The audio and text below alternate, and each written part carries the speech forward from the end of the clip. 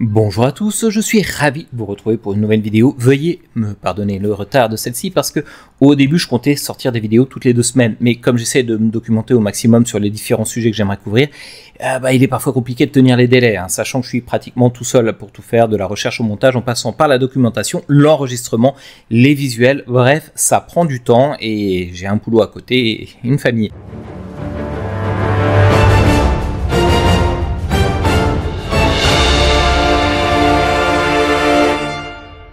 Aujourd'hui, nous nous envolons dans le ciel de l'Europe et j'ai le plaisir d'emmener Aldi avec nous. J'en profite pour vous dire que si vous aussi vous voulez participer aux vidéos de la chaîne, je serai ravi de vous accueillir. Bonjour Aldi. Salut Med, qu'as-tu prévu pour nous aujourd'hui? Aujourd'hui, on va parler du débarquement allié en Normandie qui a été réussi en mars 1944. Tu te trompes là Med, le débarquement a eu lieu le 6 juin 1944, pas en mars. Tu auras noté que j'ai utilisé le mot réussi. J'ai pas dit qu'il avait eu lieu en mars, mais qu'il a été réussi en mars 1944. Attends une seconde, comment le débarquement peut avoir réussi 3 mois avant d'avoir eu lieu?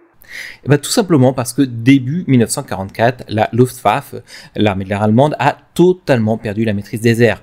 Pour comprendre comment on en est arrivé là, il faut revenir 2 ans plus tôt. En août 1942, les troupes canadiennes avaient été envoyées tester les défenses de Dieppe et du mur de l'Atlantique dans un raid de grande envergure. Cette opération, qui pourtant avait été préparée assez convenablement, a été une catastrophe, non seulement pour les unités qui ont été débarquées, mais aussi dans les airs. À l'époque, la Luftwaffe a les crocs bien acérés et la Royal Air Force va subir le double des pertes face à la chasse allemande. Les Allemands perdent ce jour-là 48 avions, là où les Britanniques vont en perdre 96. Mais néanmoins, le sacrifice des Canadiens ne sera cependant pas inutile, puisque les Alliés vont apprendre beaucoup de leçons à la suite de cet échec. Mais quel rapport avec l'aviation? J'y viens. En fait, les Alliés se rendent compte que, quel que soit leur degré de préparation, ils ne pourront jamais débarquer en France s'ils n'ont pas la maîtrise des airs. L'aviation d'appui au sol allemande les a totalement empêchés de se regrouper et d'établir des positions solides. Bref, débarquer sans soutien aérien est impossible. Les Britanniques se souviennent aussi que pendant la bataille d'Angleterre, une des raisons de l'échec germanique, c'est que les Allemands perdaient des avions et des pilotes au-dessus du sol britannique, ce qui les empêchait de récupérer ces derniers quand ils étaient abattus parce qu'ils étaient soit tués, soit capturés et envoyés dans des camps de prisonniers.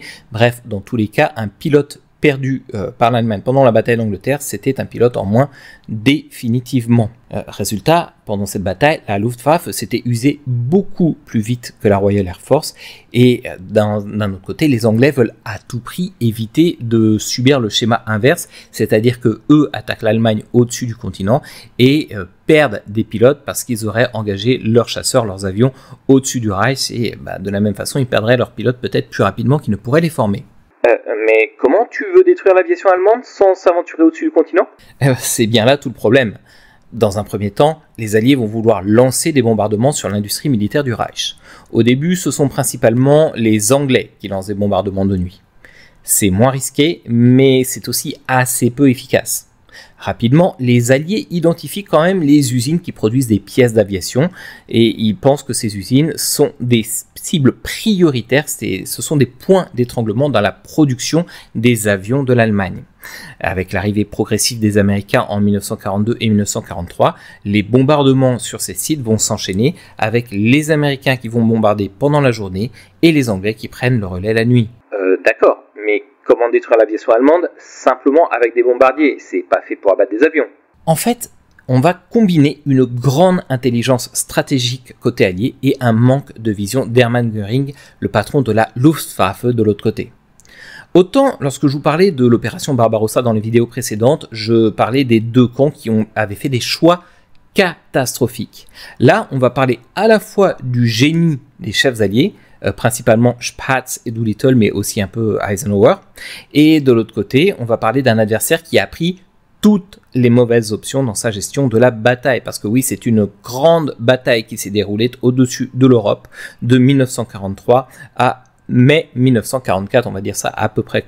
C'est à partir de ce moment-là, effectivement, que l'Allemagne ne pourra plus jamais redresser la barre. Pour vous donner quelques exemples des mauvais choix des Allemands, en 1942 par exemple, Hans Jeschonek, c'est le chef d'état-major de la Luftwaffe, va dire « Oh, je ne sais pas ce que je pourrais faire avec 360 chasseurs de plus par mois, je n'en aurais pas l'utilité ». Alors que de l'autre côté, en fait, les États-Unis, en 1942, ils viennent de se joindre au conflit, parce que l'Allemagne leur a déclaré la guerre.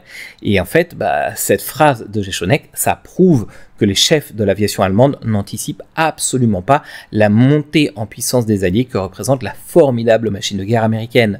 Pour en revenir à ta question, les bombardiers ont joué le rôle de la mouche du coche. En fait, ils ont tellement énervé les Allemands que ces derniers ont enchaîné les erreurs. La mouche du coche. Exactement. Les Américains vont employer principalement deux types de bombardiers, les B-17 que l'on surnomme des forteresses volantes et les B-24 qui déversent des tapis de bombes.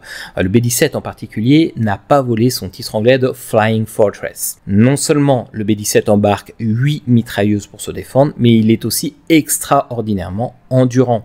Il n'est pas invulnérable bien sûr, mais il encaisse les coups comme aucun autre avion avant lui. Et quand je parle des coups, je parle aussi bien des obus de la Flak, c'est-à-dire les canons anti-aériens des Allemands, que les attaques de leurs chasseurs. Et les Allemands se rendent d'ailleurs rapidement compte que ces mêmes chasseurs, en particulier l'excellent Bf-109 des séries F et G, sont un peu trop légèrement armés pour s'en prendre efficacement à ces mastodontes. Ils vont donc devoir muscler l'armement de leurs avions en remplaçant par exemple les mitrailleuses par des canons. Là, tout de suite, ça change la donne, parce que quand une mitrailleuse a toutes les peines du monde à détruire un avion, 3 obus d'un canon de 30 mm, ça suffit pour couper un bombardier en deux.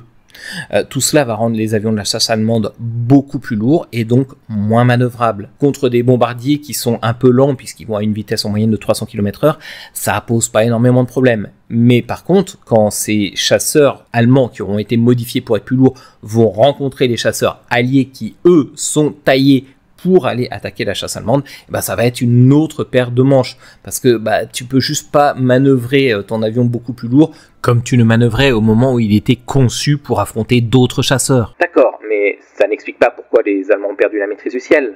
Alors tu as raison, ce n'est qu'un des éléments.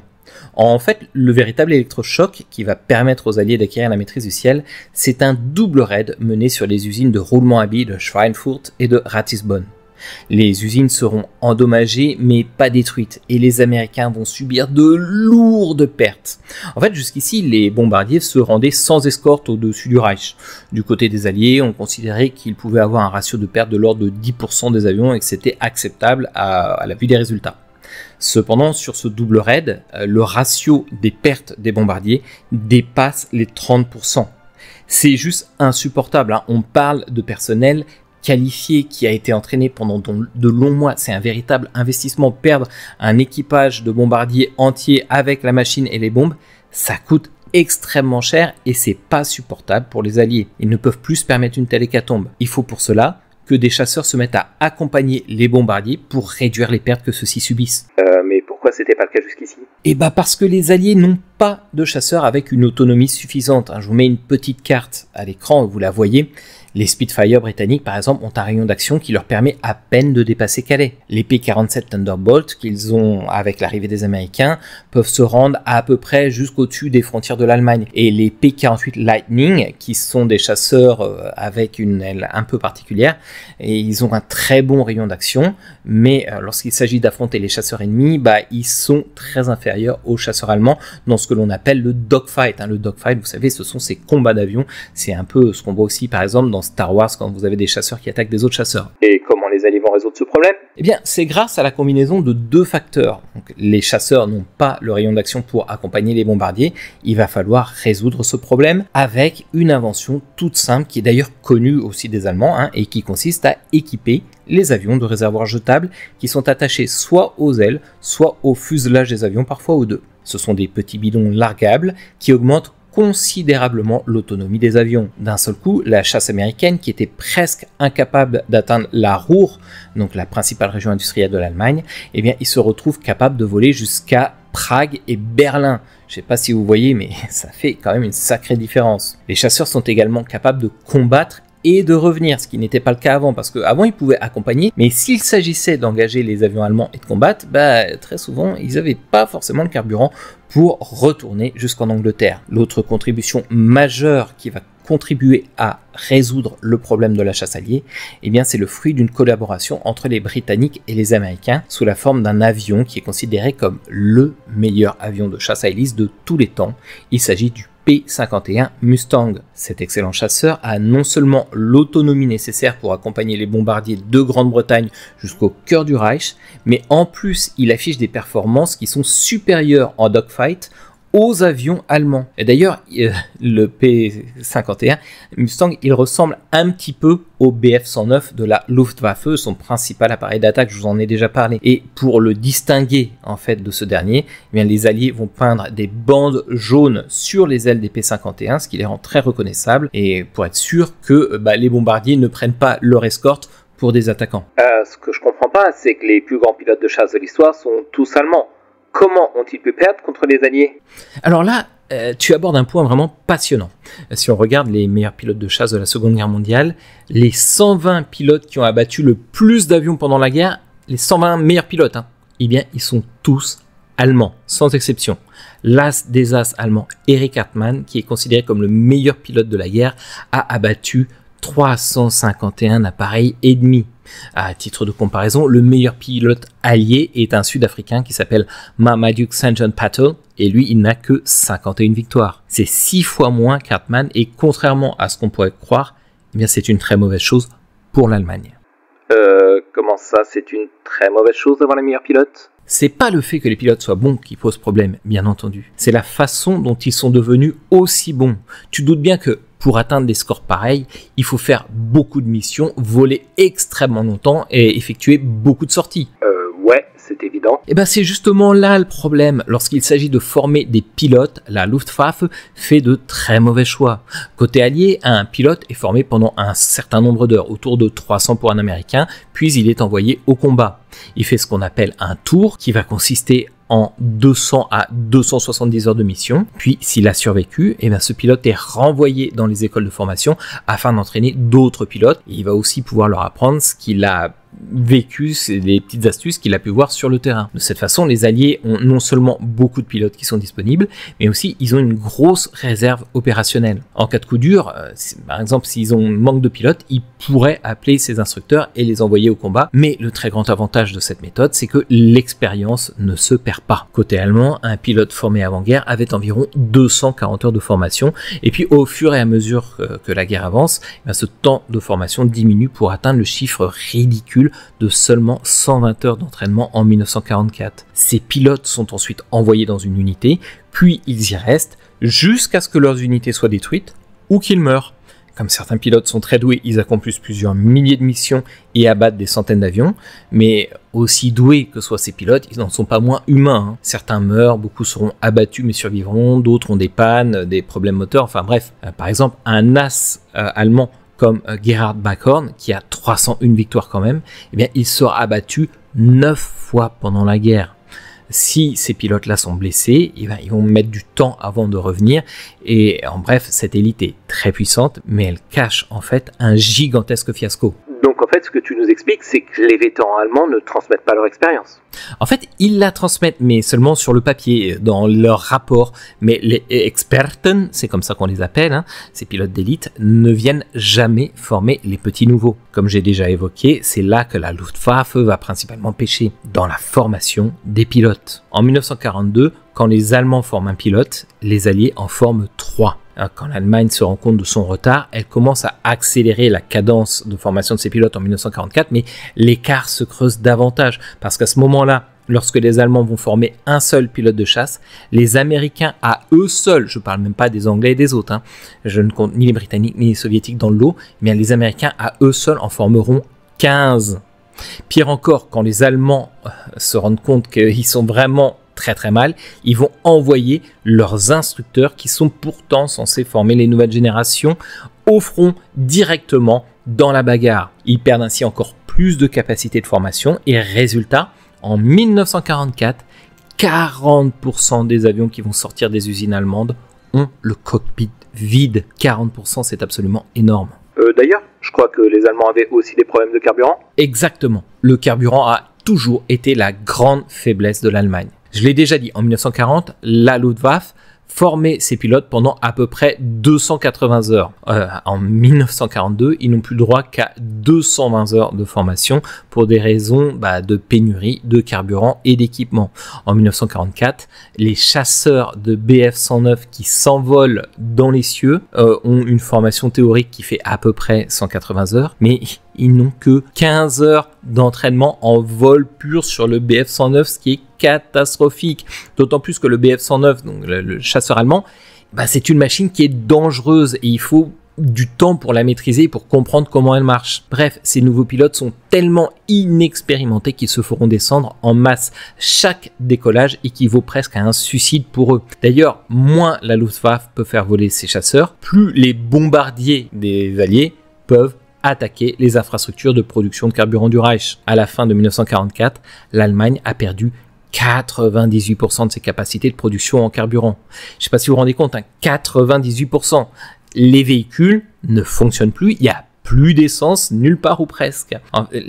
Tout ce qu'ils ont encore à ce moment-là, ce sont les réserves qu'ils ont accumulées pendant les années précédentes. Mais bon, les réserves ne sont pas infinies et elles se vident assez rapidement. Mais comment la chasse allemande s'est-elle fait détruire? Elle était pourtant super puissante en 1943. Absolument. Depuis le début de la guerre, la Luftwaffe est considérée comme redoutable tant par les Alliés que par les Soviétiques. Les chasseurs allemands sont plutôt performants et les pilotes sont d'excellente qualité. Ils ont d'ailleurs une doctrine d'emploi qui est supérieure à celle de leurs adversaires. Bref, sur le papier, la Luftwaffe est le meilleur atout de l'Allemagne. C'est bien plus dangereux de faire face à la Luftwaffe que de faire face à des Panzers ou à n'importe quelle autre arme de l'arsenal du Reich. Mais les Allemands vont commettre une erreur vraiment majeure. Ils vont concentrer les attaques de leurs avions sur les bombardiers alliés. Alors, notez que cela se comprend, parce que quand on est au sol comme le personnel dirigeant, il est plus important de détruire les avions qui vous balancent des bombes à la gueule sur toi, ta population et tes usines, plutôt que de détruire les avions qui escortent ces bombardiers. Mais le problème, c'est que c'est une vision à court terme.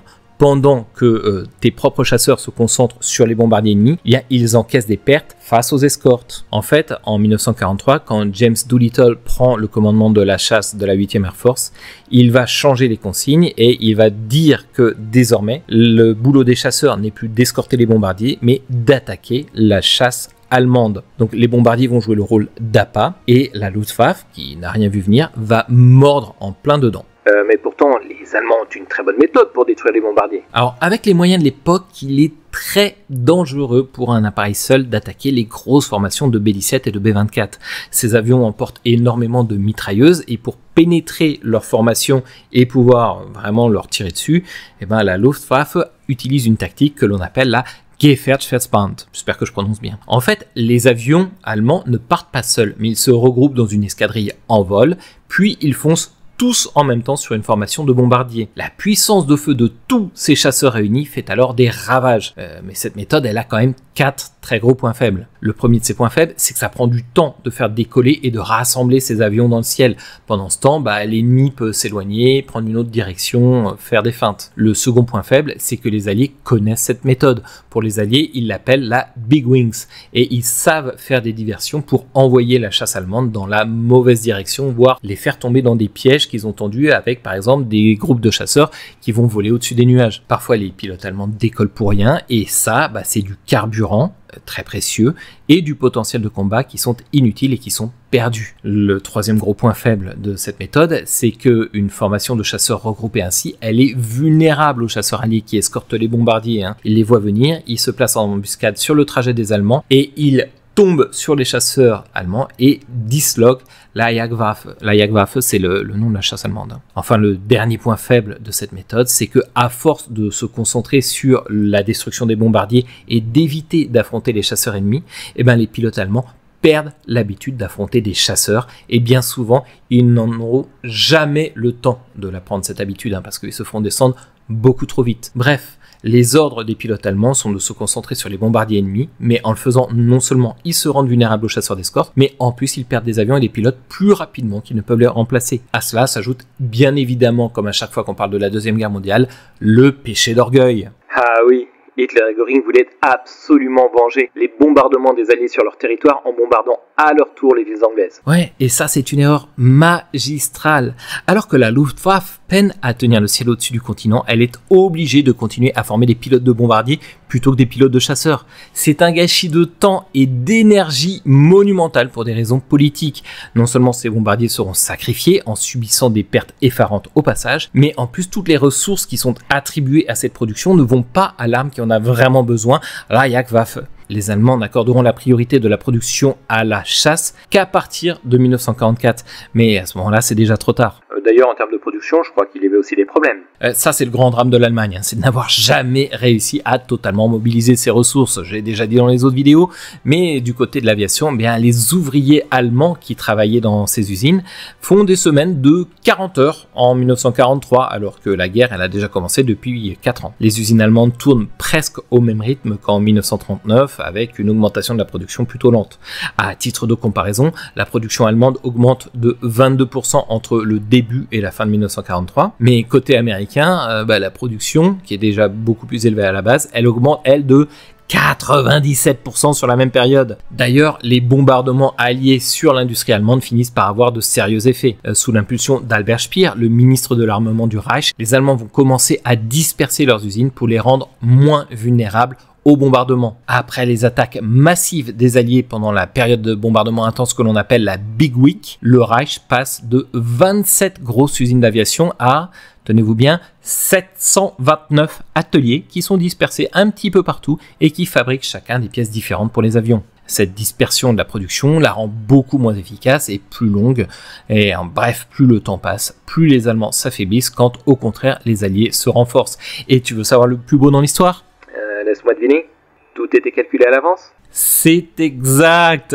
Tout ce long processus qui mène au triomphe des Alliés dans le ciel vient d'un plan monté en 1943 et qui s'appelle Point Blank. Tout ce scénario mené de bout en bout avec beaucoup d'efficacité, c'est le fruit du travail des chefs alliés et principalement de l'équipe regroupée autour du chef de l'USA Air Force, le général Henry Arnold, de Karl Spaatz, le patron de la 8e Air Force, et de James Doolittle, qui est l'homme qui avait monté le premier raid américain sur Tokyo et qui prendra en charge, comme j'ai déjà dit, la chasse alliée. Bref, je le disais en début de vidéo, le débarquement a été réussi en mars 1944 grâce au plan génial mis au point par ces hommes redoutablement intelligents et qui connaissaient très bien leur métier au point d'arracher la maîtrise du ciel au plus redoutable des ennemis qui soit, la Luftwaffe.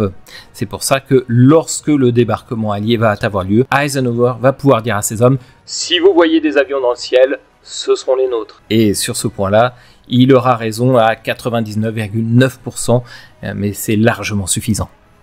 Voilà, merci à tous d'avoir suivi cette vidéo jusqu'ici. Encore une fois, désolé pour le retard, n'hésitez pas à me dire ce que vous en avez pensé dans les commentaires.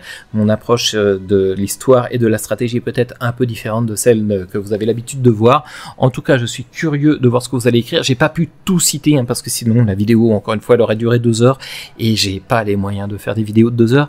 En tout cas, merci à tous d'avoir suivi jusqu'ici et je vous dis à très bientôt.